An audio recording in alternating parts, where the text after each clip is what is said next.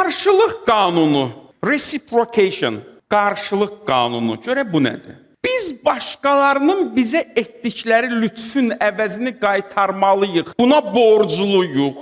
Bu da insan psixologiyasının dəhşətli məsələlərindən biridir. Amerikalı professor, sosioloq Alvin Goldner bu qanun bütün xalqların mədəniyyətində mövcuddur. Bütün xalqların. İndi deyəcəyik bu qanun nədir ümumiyyətlə? Mənə kimsə yaxşılıq edibsə, mən onun əvəzini verməliyəm, mütləq. Müqəddəs kitabımızda sizə salam verəni daha yaxşı və ya eyni sözlə salamlayın.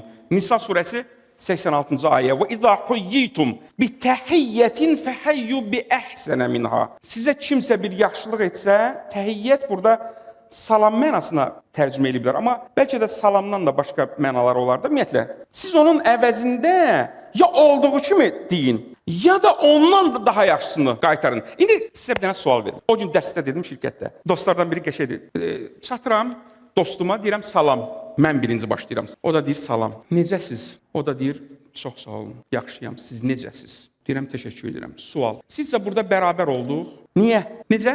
Kim dedi onu? O ilk kim dedi? Ay sağ ol. Təşəbbüs məndən gəlib axı. O gərək əlavə bir şeylər də soruşsun ki, bərabərləşək. Quranda deyir ki, ya bərabərləşdirin, ya da ondan da daha yaxşısın. O daha məndən soruşa bilər ki, mən birinci başladığım üçün mən qabaqdıyam. Təşəbbüs məndən gəlib. Mən onun əhvalını soruşdum.